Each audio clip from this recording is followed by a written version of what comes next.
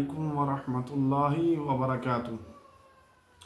الحمد لله وكفى وسلام على عباده الذين اصطفى أما بعد وقد قال الله تبارك وتعالى في القرآن المجيد والفرقان الحميد فأعوذ بالله من الشيطان الرجيم بسم الله الرحمن الرحيم قل هل يستوي الذين يعلمون والذين لا يعلمون صدق الله العلي العظيم وصدق رسوله النبي الأمين الكريم ونحن على ذلك لمن الشاهدين والشاكرين والحمد لله رب العالمين.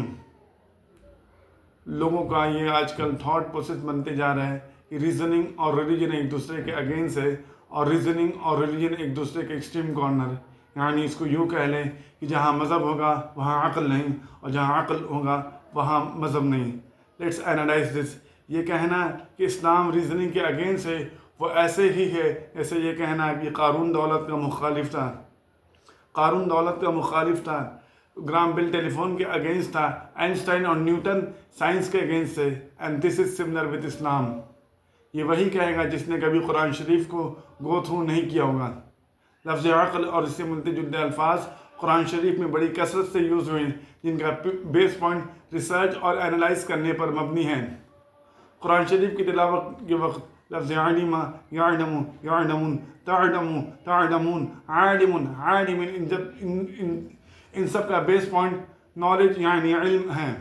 اور قرآن شریف میں اللہ تبارک و تعالی نے بڑی صراحت کے ساتھ ارشاد فرمایا قل هل يستوي الذين يعلمون والذين لا يعلمون. کیا جاننے والے اور نہ جاننے والے برابر ہیں؟ دوسرا لفظ عقل دیکھ لیں. قرآن شریف کی تلاوت کے وقت لعلكم تعقلون افلا تعقلون لقوم يعقلون فهم لا يعقلون اکثرهم لا يعقلون. تو تیسرا لفظ فکر دیکھ لیں جس کا معنی چھان بین کرنا یا ریسرچ کرنا. قرآن شریف میں بار بار افلا تتفکرون، تم فکر کیوں نہیں کرتے؟ قرآن شریف کی تلاوت کے وقت قرآن شریف میں اللہ تبارک و تعالی نے بار بار فرمایا کہ تم کریشن پہ فکر کیوں نہیں کرتے، تم شجر و حجر کی بناوٹ پہ غور و فکر کیوں نہیں کرتے. ان الفاظ پہ مشتمل سینکڑوں قرآنی آیات ہیں جن میں علم، عقل، فہم اور شعور کی اہمیت معلوم ہوتی ہے. جو عقل، فہم و فراست استعمال نہیں کرتے وہ شکل صورت میں انسان ہیں لیکن حقیقت میں وہ جانور سے بدتر، جیسا کہ اللہ تبارک و تعالی نے قرآن شریف میں ارشاد فرمایا اولئک کالانعام بل هم اضل. یہ جانور ہیں اور ان سے زیادہ بھٹکے ہوئے ہیں. اب بتائیے دین اسلام کی بنیادی کتاب قرآن پاک میں عقل استعمال نہ کرنے والوں کو جانور سے بدتر قرار دیا جا رہا ہے تو کیا کوئی یہ کہہ سکتا ہے کہ اسلام عقل کے خلاف ہے؟ ہرگز نہیں.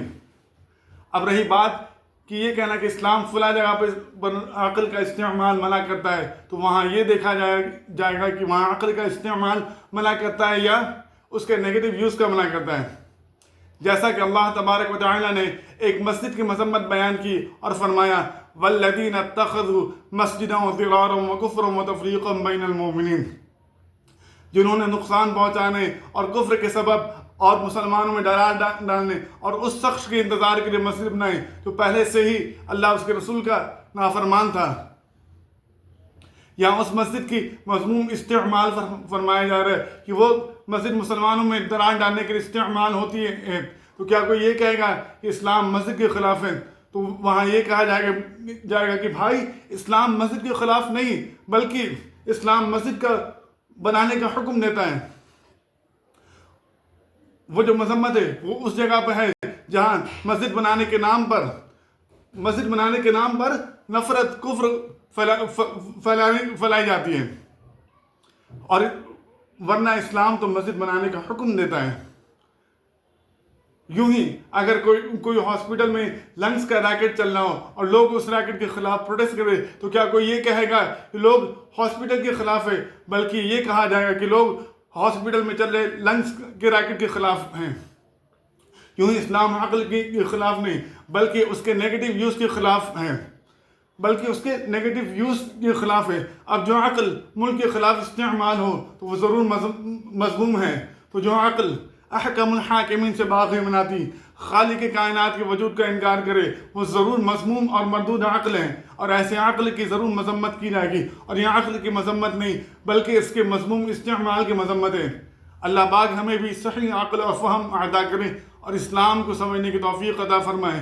وما علینا الا البلاغ، والسلام علیکم ورحمۃ اللہ وبرکاتہ۔